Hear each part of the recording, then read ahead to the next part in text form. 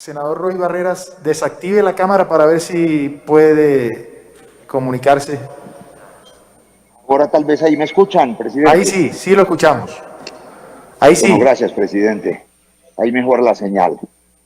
Bueno, 3 minutos para tratar de resumir una posición política amplia. Celebro que, como aquí se ha dicho, la inmensa mayoría de quienes han intervenido han reconocido que sin ser un código perfecto, porque ninguno lo es, hay muy importantes avances.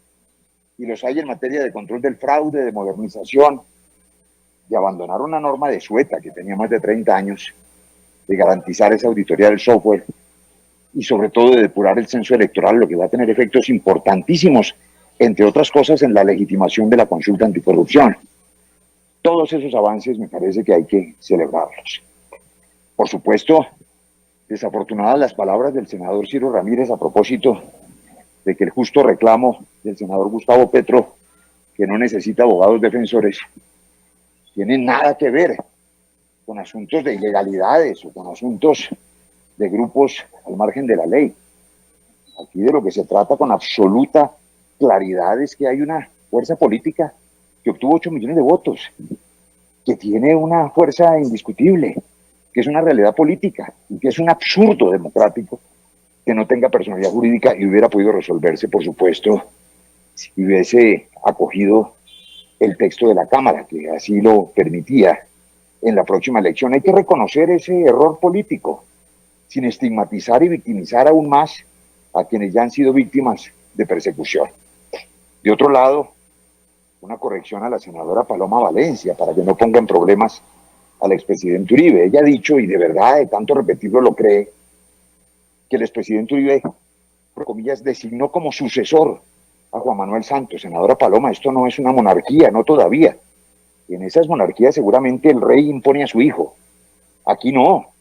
Aquí se pasa por las urnas, aquí se ganan elecciones. Y debo recordarle, y fui testigo de primera mano, que el candidato oficial, que no debía haberlo, pero lo había, era Andrés Felipe Arias, que perdió en la consulta con la doctora Noemí Sanín, y por eso el uribismo radical se quedó sin candidato.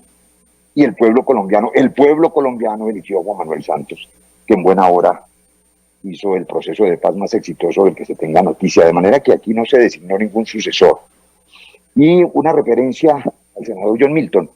Le agradezco al senador John Milton sus palabras, las únicas que he escuchado hoy conciliadoras, de feliz Navidad, de bendición, de verdad que las sentí como un bálsamo. Se las agradezco. Ahora, una precisión.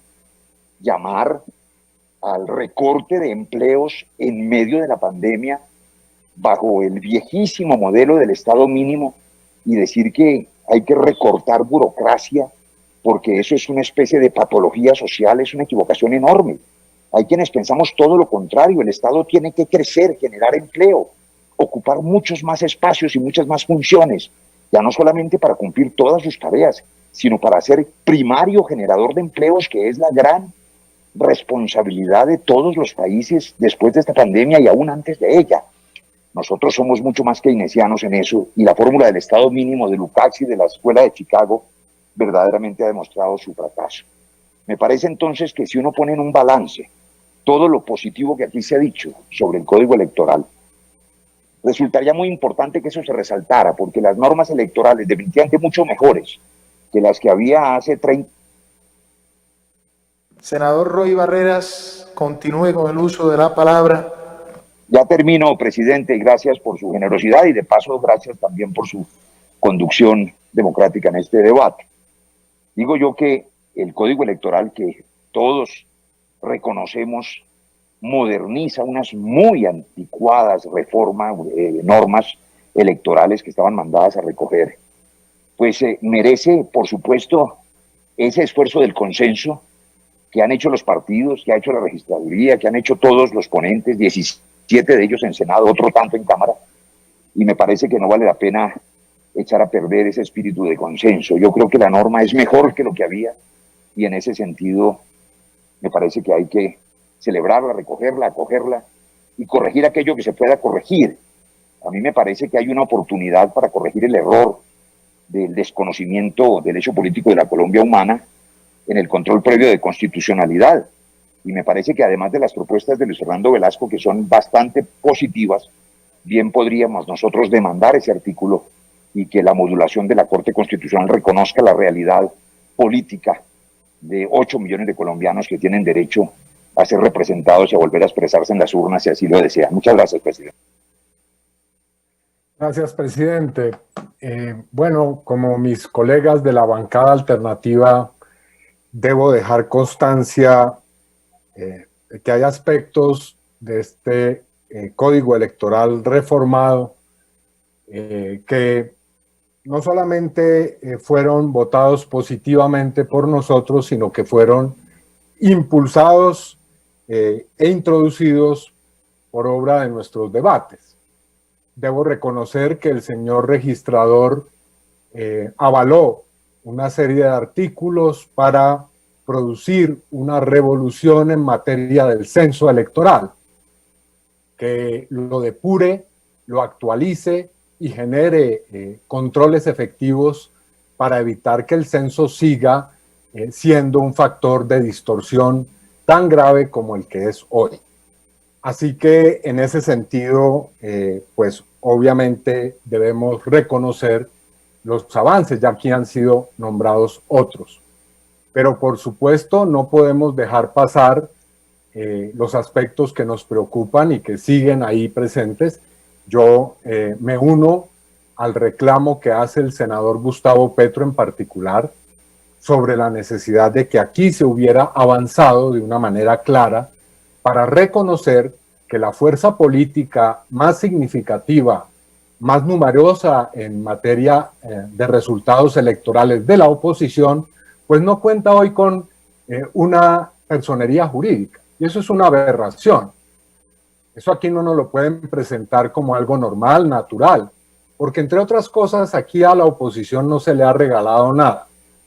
Aquí han sido asesinados miles de opositores políticos y hay un partido que tiene hoy asiento en este Congreso que fue prácticamente exterminado, pero no pudo ser exterminado. Continúe con el uso de la palabra, senador Iván Cepeda. La Unión Patriótica no pudo ser exterminada y en medio de ese proceso de exterminio incluso se llegó a la desfachatez de arrebatarle su personería jurídica, que ha sido devuelta gracias a una acción judicial. Así que aquí no hay tal regalos navideños ni ninguna clase de acomodamiento para que se obtengan prebendas o beneficios que no tienen otras fuerzas políticas. No, no es legal asesinar opositores. No es legal el genocidio político. No es legal quitarle a los partidos políticos que tienen representación parlamentaria su personería jurídica.